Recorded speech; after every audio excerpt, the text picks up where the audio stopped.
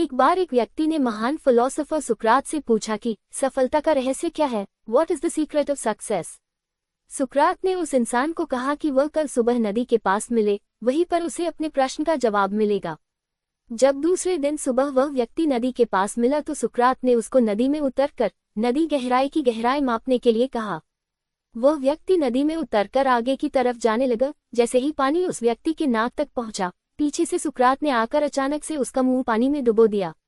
वह व्यक्ति बाहर निकलने के लिए झटपटाने लगा, कोशिश करने लगा, लेकिन सुकरात थोड़े ज्यादा स्ट्रांग थे। सुकरात ने उसे काफी देर तक पानी में डुबोए रखा। कुछ समय बाद सुकरात ने उसे छोड़ दिया और उस व्यक्ति ने जल्दी से अपना मुंह पानी से बाहर निकालकर जल्दी जल्दी सांस ली। सुकरात ने उस व्यक्ति से पूछा, जब तुम पानी में थे तो तुम क्या चाहते थे? व्यक्ति ने कहा, जल्दी से बाहर निकलकर सांस लेना चाहता था। सुकरात ने कहा, यही तुम्हारे प्रश्न का उत्तर है। जब तुम सफलता को उतनी ही तीव्र इच्छा से चाहोगे जितनी तीव्र इच्छा से तुम सांस लेना चाहते हैं, तो तुम्हें सफलता निश्चित रूप से मिल जाएगी। प्राचीन समय में विद्यार्थी गुरुकुल में रहकर ही पढ़ा करते थे। बच्चे को शिक्षा ग्रहण करने के लिए गुरुकुल में भेजा जाता था। बच्चे गुरुकुल में गुरु के सानिध्य में आश्रम की देखभाल किया करते थे और अध्ययन भी किया करते थे। वरदराज को भी सभी की तरह गुरुकुल भेज दिया गया।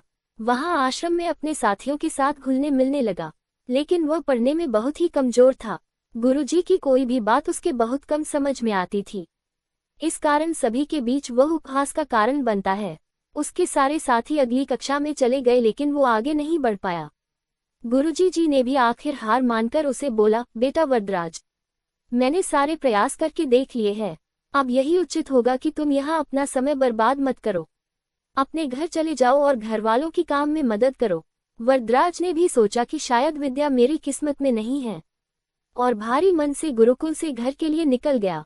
दोपहर का समय था। रास्ते में उसे प्यास लगने लगी।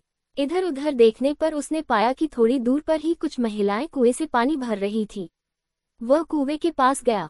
वहां पत्थरों पर रस्सी के आने जाने से निशान बने हुए थे। तो उसने महिलाओं से पूछा, ये निशान आपने कैसे बनाए?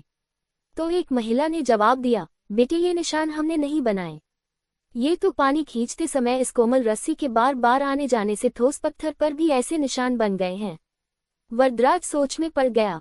उसने विचार किया कि जब एक कोमल से रस्सी के बार बार आने जाने से एक ठोस पत्थर पर गहरे निशान बन सकते हैं, तो निरंतर अभ्यास से मैं विद्या ग्रहण क्यों नहीं कर सकता।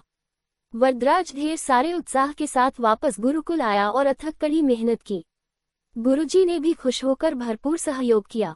कुछ ही सालों बाद यही मंदबुद्धि बालक वरदराज आगे चलकर संस्कृत व्याकरण का महान विद्वान बना, जिसने लघु सिद्धांत कौमुदी, मध्य सिद्धांत कौमुदी, सार सिद्धांत कौमुदी, गीर्वाण पद्मंजरी की रचना की।